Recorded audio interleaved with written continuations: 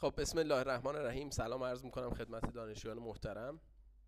عرض به حضور شما که من با توجه به یه نیازی که وجود داشت تصمیم گرفتم که در مورد چطوری دیتاهایی که از آزمون کشش از دستگاهی که ما خودمون در آزمایشگاه ترمومکانیکال پروسسینگ دانشگاه علم و صنعت داریم استفاده میکنیم، چطور اونها رو اصلاح بکنیم.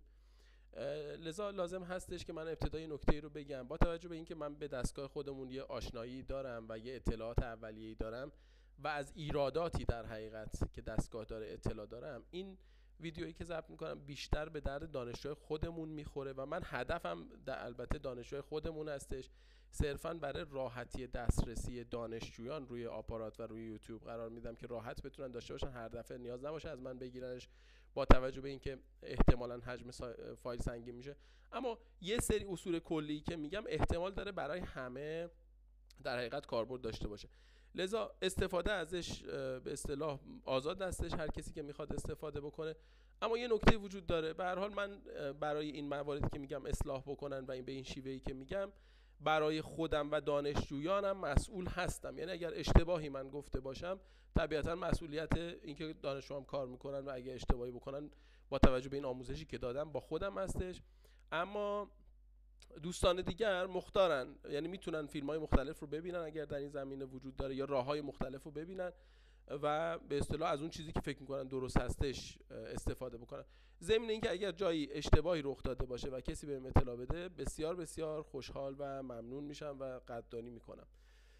خب عرض به حضور شما که ما معمولا دیتایی که در تست کشش میگیریم، حالا من با توجه به اینکه قبلا روی این کار کردم، من میام این موارد رو به اصطلاح موارد اضافیش رو پاک میکنم که بتونم به اصطلاح از کار رو کاملا از ابتدا انجام بدم. ما دستگاهی که داریم معمولا یه سری اطلاعاتی به ما میده، به این صورت که عرضم به حضور شما تایم رو به ما میده، دیسپلیسمنت اینکریمنت رو به ما میده و دیسپلیسمنت به اصطلاح دیسپلیسمنت اینترنال و اکسترنال رو به ما میده به اضافه لود رو. من این دوتا رو در حقیقت اکسترنال و اینترنال، حالا بذارید من قبل از اینکه توضیح بدم موارد اضافه رو پاک بکنم و قبلش یه نکته‌ای لازم هست خدمت دوستان عزیز عرض بکنم که البته یک برنامه‌ای هم جدا، یک فیلمی هم جدا ضبط میکنم راجع به اینکه چطور آزمایش کشش رو انجام بدین و چه مواردی توی اون آزمایش کشش در حقیقت مورد نیاز هست، یعنی اون رو هم جدا میذارم. اما حداقل دیتایی که من وقتی میخوام روی آزمایش کشش رو میخوام دیتاشو بررسی بکنم چی هستش؟ حداقل دیتایی که من میخوام این هستش که ببین من این دوتا رو باز بعداً من اضافه کردم، لذا این دوتا رو با اجازه شما پاک میکنم. عرض به حضور شما که من حداقل دیتایی که لازم دارم این هستش که طول اولیه نمونه به اضافه طول نهاییش، باز هم ضمن عذرخواهی اینم پاک میکنم، شاید حالا اینا رو از توی فیلم به اصطلاح ادیتش کردم، اینا رو حذف کردم. دیتا اولیه‌ای که دانشجوی من گرفته و اون دیتا رو آورده و از من خواسته که راهنماییش بکنم اینها هستش. طول اولیه نمونه رو داشته که طول اولیه نمونه 19 و 35 بوده.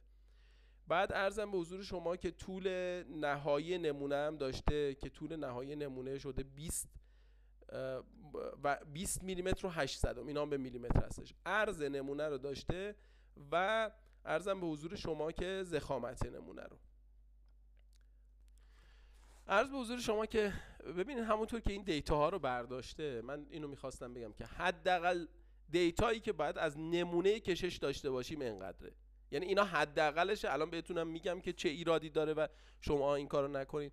ببینید یعنی چی حداقل؟ یعنی که من باید طول اولیه نمونم، طول نهاییش بعد از شکست، یعنی بعد از اینکه نمونه شکست، نمونه رو به هم بچسبونید، بذارین کنار هم کامل رو هم بشینه.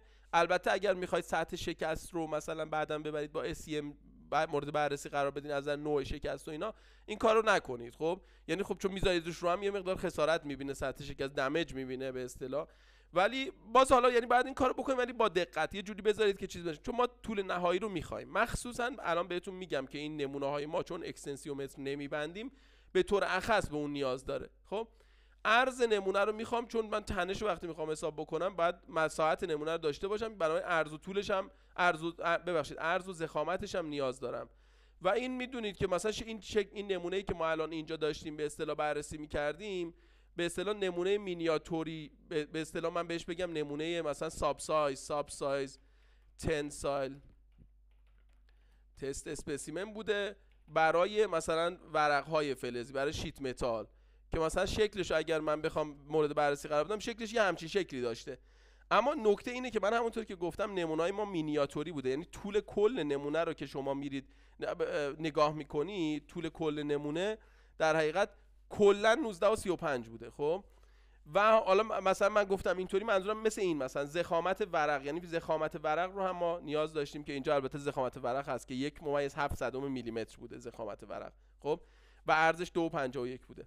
حالا چه چیز دیگه ای بعد اینجا به اصطلاح میذاشته که نذاشته؟ ببینید این طول کلی نمونه است. ما دنبال به اصطلاح ما دنبال طول گیج لنگثیم. ببین الان این نمونه ای که مثلا من اینو اجازه بدین باز کنم که بتونیم با هم ببینیمش. حالا میگم یه ذره مثلا باز شکل نمونه ما متفاوت از این هستش، ولی عرضم به حضور شما که ببین اینو که، ولی خب به هر حال اطلاعات کلی میده. ببین این نمونه گیج لنگثش 25 میلیمتر بوده.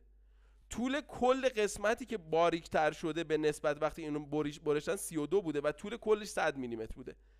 اینجا ایشون باید به جای اینکه میومد طول کلو میزد، باید میومد طول به اصطلاح این 25 میلیمتر رو میزد.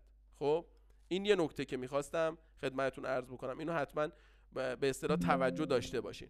بعد باز نکته بعدین، یعنی ببین حالا بعد شما شاید بپرسین که چه جوری. ببین یه دونه ماژیک هم رو دستتون اگر میگرفتین، چون ما یه بار فرستادیم یکی از این شرکت‌های به اصطلاح معتبر داخلی که همه آزمایش‌ها و اینا رو انجام میده، نمونه ما رو برداشته بود، روشو مثلا با یه سنبه چیزی خط انداخته بود، یعنی اینجا رو مثلا گیج لنگث رو خط انداخته بود.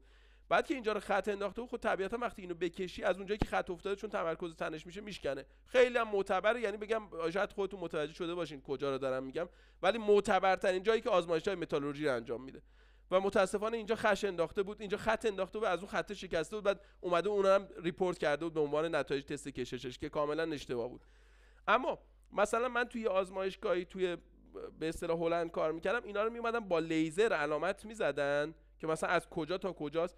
ولی حتی اگه لیزر هم نباشه شما یه تیکه رنگ بذارین، یعنی رنگ مثل چی؟ مثل رنگی که پاک نشه، مثلا لاک غلطگیر. یعنی شما با لاک غلطگیر میتونین یه نقطه اینجا بذارین، یه نقطه هم اینجا بذارین. بعد فقط حواستون باشه مثلا اگه مثلا وقتی دارید با کولیس اندازه میزنید، سر و ته اینو اندازه بزنید، نیاید مثلا یه بار وسطش بزنید بعد یه بار وقتی بعد از اینکه کشیده شد سر و تهشو بزنید و الی آخر. اینم نکته‌ای که گفتم که ما اینو نیاز داریم که الان که الان نداریمش، ولی خب چاره‌ای هم نداریم، مجبوریم که همین دیتایی که هستش آنالیز بکنیم. حالا اینکه مثلا اگر مثلا برای دفعه بعد این فیلم رو میبینن، خب دقت میکنن که این اتفاق نیفته. خب نکته بعدی که لازم بود خدمتتون عرض بکنم اینه که باید توجه داشته باشین که بعد از اینکه نمونه شکست، باید نمونه رو مورد بررسی قرار بدین.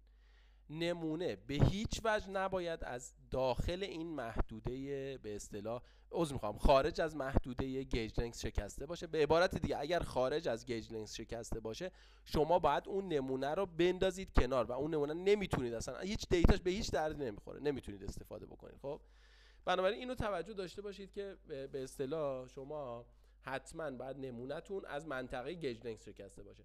و خیلی موقع پیش میاد، مخصوصا حالا من الان مطمئن نیستم این چه استانداردیه که استفاده کرده، چون این لبه ها رو اینطوری شارپ گذاشته، ولی این نمونه خیلی شانس داره که از این لبه شارپ از اینجا مثلا بشکنه. خب بنابراین باید دقت بکنید که اگر خارج از گیج لنگث شکسته باشه به درد نمیخوره.